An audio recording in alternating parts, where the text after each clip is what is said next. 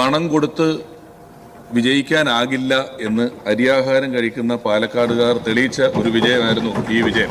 ആവേശം കൊള്ളരുത്, പരിഹാരം ഞാൻ പറഞ്ഞിട്ടേ ഉണ്ണിക്ക് പറയാനുള്ളത് പറയട്ടെ, ഞങ്ങൾ കേൾക്കണം. വേണമെങ്കിൽ ഇന്ന് ഈ ബജറ്റ് ലോകമെങ്ങും വിളങ്ങിയിടാൻ ധനകാര്യമന്ത്രി തന്നെ ധനകാര്യമന്ത്രി തന്നെ എന്ന് പറയുന്ന ഒരു പാട്ടിനൊക്കെ സ്കോപ്പുണ്ട്. പക്ഷെ നമ്മളത് ചെയ്യുന്നില്ല. എന്തോ കുത്തി പറയുന്ന പോലെ എനിക്ക് ഫീൽ ചെയ്യുന്നുണ്ട് കേട്ടോ. കുത്തിയില്ലല്ലോ, കുത്താൻ പോണല്ലേ ഉള്ളൂ. ഞാൻ തന്നെ ആദ്യം കണ്ടപ്പോ അയ്യോ ഇത് കൊള്ളൂലല്ലോ എന്ന് വിചാരിച്ചതായിരുന്നു ഈ LDF അല്ലാതെ മറ്റാരുണ്ട് എന്ന് പറയുന്ന ഇവരുടെ ഒരു ക്യാപ്ഷൻ. എന്ത് ചെയ്യാം, ഹതഭാഗ്യരായ ഇവർക്ക് ദൈവം തലച്ചോറ് കൊടുത്തില്ല, അതിന്റെ പേരിൽ ബുദ്ധിയുമില്ല. മറ്റാരെയും ഉൾക്കൊള്ളുക എന്ന് പറയുന്നത് അത്ര എളുപ്പമല്ല ഇവരെ സംബന്ധിച്ചിടത്തോളം. നീ എന്താണ് ഉദ്ദേശിക്കുന്നത് വത്സ?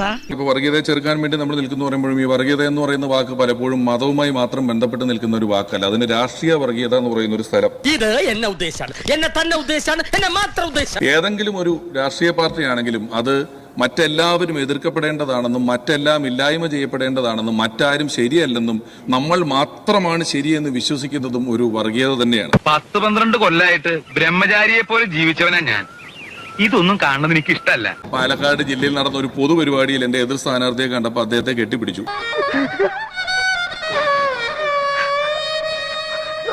ഒരു UDF കാരൻ എന്നോട് നിങ്ങൾ എന്തിനാ എതിർ സ്ഥാനാർത്ഥിയെ കെട്ടിപ്പിടിച്ചെന്ന് ചോദിച്ചില്ല. ഞാൻ അതിന്റെ കമന്റ് ബോക്സ് നോക്കിയപ്പോഴും എന്തിനാണ് ഞങ്ങളുടെ സ്ഥാനാർത്ഥിയെ കെട്ടിപ്പിടിച്ചെന്ന് ചോദിച്ചു. പിന്നെ എന്നെ ചീത്ത വിളിച്ചോണ്ടിരിക്കുകയാണ് ഒരു പ്രദേശം മുഴുവൻ. ഇതാ ഞങ്ങളുടെ പ്ലാൻ.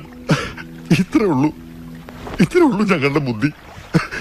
ചീറ്റി പണ്ടാറൊടുക്കി പോയി.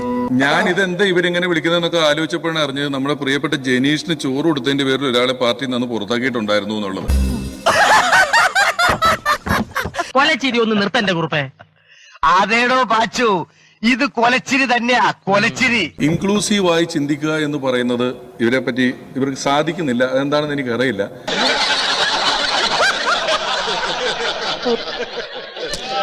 പത്തൊൻപത് വർഷം കൊണ്ട് ഇന്ത്യയെ ഹരിത വിപ്ലവത്തിലൂടെയും വ്യാവസായിക വിപ്ലവത്തിലൂടെയും പഞ്ചവത്സര പദ്ധതികളിലൂടെയും നിവർത്തിയ ഒരു പ്രസ്ഥാനം. അങ്ങനെ നിൽക്കാൻ പഠിച്ചപ്പോഴാണ് BJP അധികാരത്തിലെത്തുന്നത്. BJPക്ക് അധികാരത്തിലെത്തുമ്പോൾ കയ്യിൽ മൊബൈൽ ഫോണുമായിട്ടുള്ള ഇന്ത്യക്കാരെയാണ് കിട്ടിയിട്ടുള്ളത്. തങ്കക്കുറവേ, നമ്മൾ ഈ നാണം കേട്ടല്ലോ. 200 വർഷം ബ്രിട്ടീഷ് ഭരിച്ച ഇന്ത്യ കോൺഗ്രസിനും 54 വർഷം കോൺഗ്രസ് ഭരിച്ച ഇന്ത്യ BJPക്കും കിട്ടിയതുകൊണ്ടാണ് ഇപ്പൊ ഈ 10 കൊല്ലത്തിന് മുമ്പ് എന്താണ് ഇവരുണ്ടാക്കിയതെന്നുള്ള ഒരു ചോദ്യം എപ്പോഴും കാണാൻ സാധിക്കുന്നത്. നാട്ടുകാരെ വിളിച്ചു കൂട്ടിട്ട് മോൻ എന്ത് കിട്ടും? എനിക്കൊന്നും കിട്ടില്ല, പിള്ളേച്ചന് കിട്ടും. നല്ല അസല് പൊതുക്ക്, വലിയ നിലവിലുള്ള ആളല്ലേ, എല്ലാവരും ഒന്ന് അറിയട്ടെ എന്ന്. നീ എന്റെ മാനം കളയരുത്. നമുക്ക് ഈ വലിയ വിജയം സമ്മാനിച്ച ജനങ്ങളോട് നന്ദി പറഞ്ഞുകൊണ്ട് ഉത്തരവാദിത്വം പറഞ്ഞുകൊണ്ട് എന്റെ 2 മിനിറ്റ് ഞാൻ ദാനം ചെയ്തിരിക്കുന്നു.